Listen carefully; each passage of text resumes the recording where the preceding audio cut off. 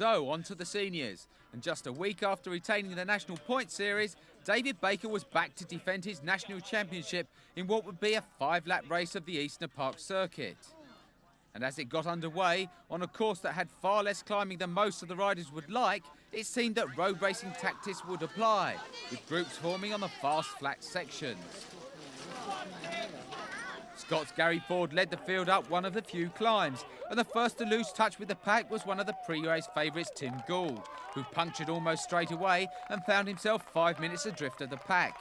He tried to get back on terms, but through the woods was held up on the slow, muddy single track by the back markers.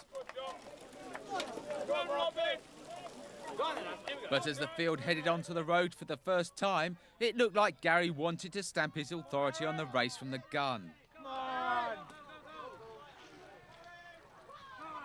Go on, Baker.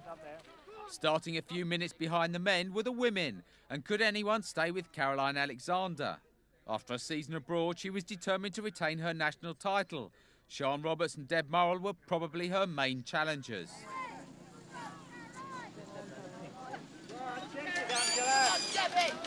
And as the field got away, Caroline went straight to the front, trying to get a gap on the first climb, her favourite part of any course. And it's easy to see why she has become a serious challenger in the World Cup races. Come on, Sally. Come on. Go on, Sally. The rest of the field tried to get back on Caroline's wheel on the flat section, but only Sally Timmis managed it, being more used to the boards of the track than the dirt. And the two quickly opened a gap on the chasers as they headed into News Woods. At Peacock Villa, we rejoined Caroline with our on-bike camera. She had managed to drop Sally through the technical muddy section and had pulled clear by 30 seconds. It was obviously her intention to sign off on a high note in Britain before the World Championships.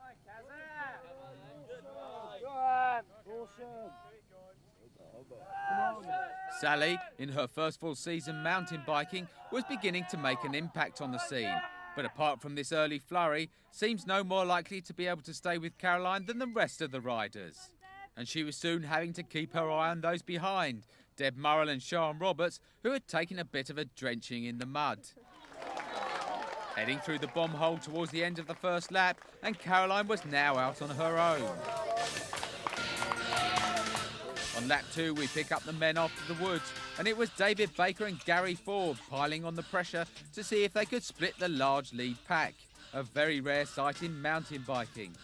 Apart from Tim Gould, all the top riders were in the group, with the addition of John Clay, a good road rider who was benefiting from the flat sections. While just dropping off the pace was his orange teammate Chris Young.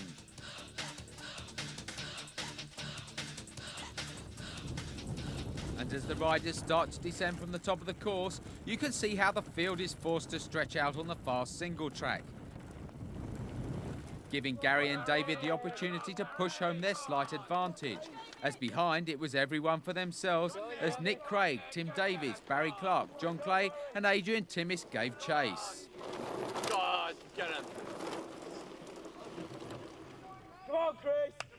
Chris was forced to watch the gap grow and had to turn his attention behind him, where Martin Seddon and Peter Stevenson were bearing down.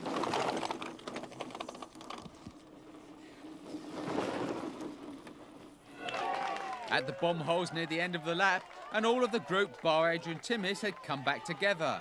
But to compound Tim Davies' bad season, he was about to drop out of contention with a puncture, which would move Adrian back up to 6th. Come on, Adrian.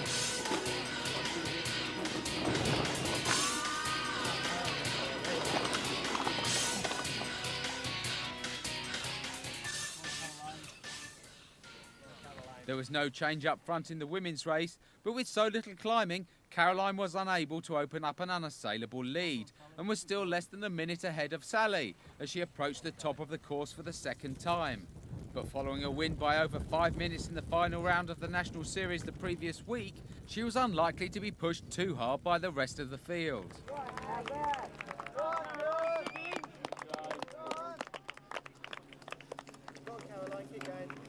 Next out of the woods was Deb, who used the flat section as an opportunity to take on liquid, as did Sian, who uses a camelback slung on her back in preference to a bottle.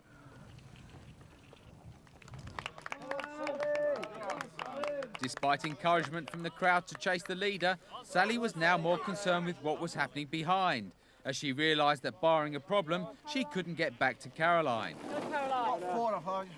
Now just make sure you win now, Carl. Go on, you can catch her.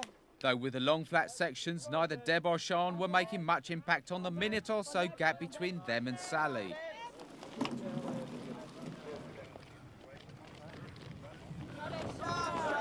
Still get up there.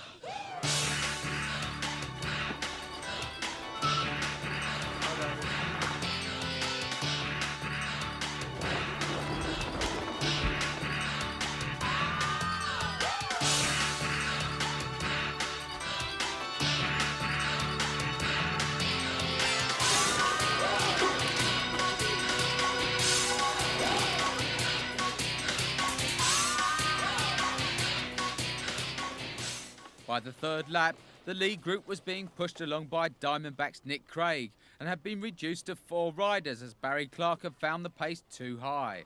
He slipped off the back as he opted for going at his own pace, which is a sign of experience, as if he was to hold on until he got blown out, he would soon be passed by the likes of Chris, Adrian and Saracen's Pete Stevenson, who were well within striking distance of the rally number 2. As the group of 4 started out on their 4th of 5 laps, a sprint finish was beginning to look likely, and Orange's John Clay could be a serious challenge if that occurred. Meanwhile, the rally team manager Mickey Morrison offers David a bottle and info on what's happening behind, and he will no doubt be pleased to hear that Barry is a cushion between the group and any other challengers. Back in 8th, Martin Seddon, the highest placed amateur, was putting in his best mountain bike race to date and was involved in a close battle with Julian Wynne and Geoff Watson, who were 3 minutes off the lead but within 30 seconds of each other. And being out of the top 10 didn't stop the likes of Robin Seymour and Paul Dixon enjoying their own competition. But all were stepping stones for Tim Davies, who was gradually moving back up the field, and by the time he started his 4th lap was into 17th, ahead of Paul Hinton, but was still 5 minutes adrift of the leaders. Meanwhile, Caroline had steadily opened her lead to over 2 minutes, and as she headed through the tail-end men, she was able to ease off the pace and settle down to her own rhythm, which also reduces the chances of any mishaps. Sally was beginning to feel the strain, and her lead over Deb was slowly coming down, but Deb would have to go some to close a minute gap with just over a lap remaining. Go, Deb.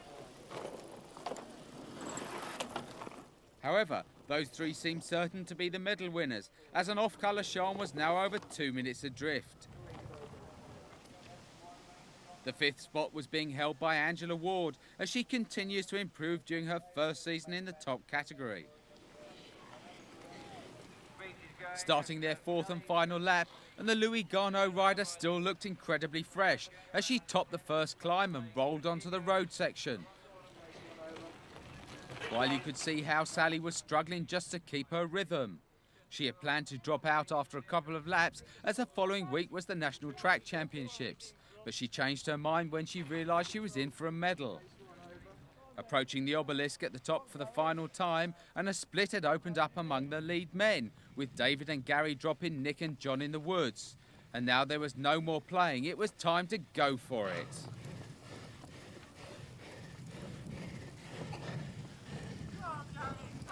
Gary takes a nervous look behind to see if the gap is sufficient and is pleased to find that the next rider is Caroline, well clear in her race, but she'll be between the lead 2 men and John and Nick as they descend to the finish.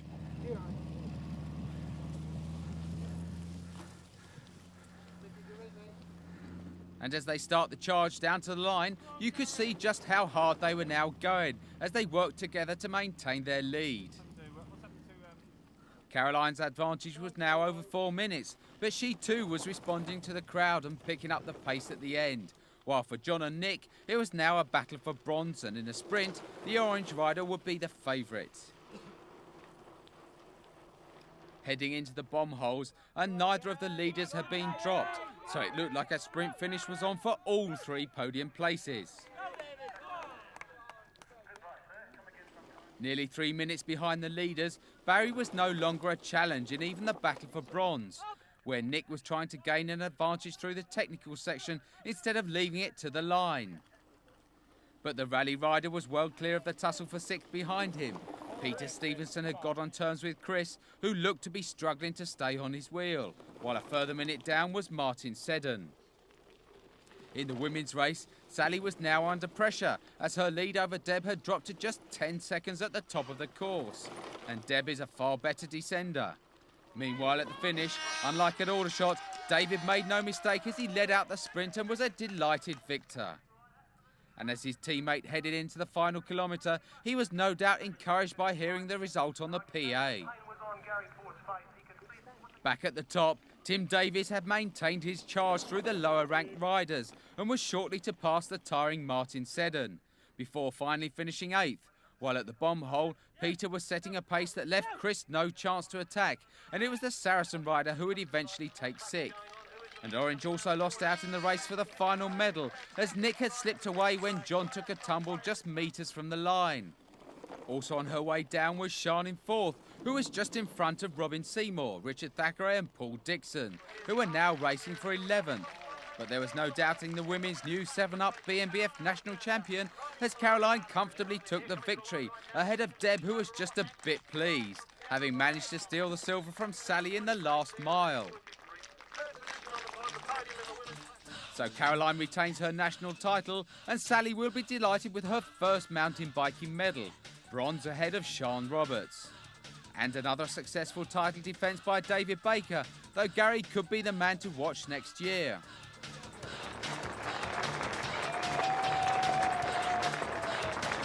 So how did the riders see their race? Well, Sally actually caught back onto me onto the flat section of the first lap, and I didn't really know what to do because I had the choice of swinging over and letting her doing some of the work as she was just getting a free ride. But I knew that I had to get to the tricky stuff first, and I decided just to ignore her. And as soon as I hit the tricky stuff, I knew she wasn't that far behind me for a lap or two, but I got away there and I didn't really look back. The last lap, as I came down of Peacock Villa and down a little bit of a descent, and I came around the corner and I could see her going up past the obelisk. And I thought, Christ, she's a lot closer than she, because I hadn't been able to see her before. So I just thought, right, come on, hammer. And everybody was starting to yell and scream. So, and as soon as I got onto the downhill, I just told myself to ride it like I was riding a downhill race. Because I never ride downhills as fast in the cross country as I do when I'm racing them normally. So I just went into downhill mode and went for it. Did you try and get away from David on the last lap at all? Well, no, because through the woods there was a lot of back markers and he actually got away from me. And then I think he was trying to stay away. And I just caught him at the top of the hill again. And then we both said that we'd try and stay away together because Nick and John Clay weren't too far back. So we did actually, keep it going. And then I was surprised actually, he led the sprint out, but he obviously knew something I didn't. I realised on the muddy section that we got a little bit of a gap, and I drove it hard along there and we kept the gap. And of course you came down into the finishing arena just with Gary. Yeah, we must have took quite a big time out of the other two, so it was going to be tactical the last few hundred yards. Well, it may be the end of the season, but we're at Eastnor Park again next week, when the world's best riders come to Plymouth for the British leg of the World Cup.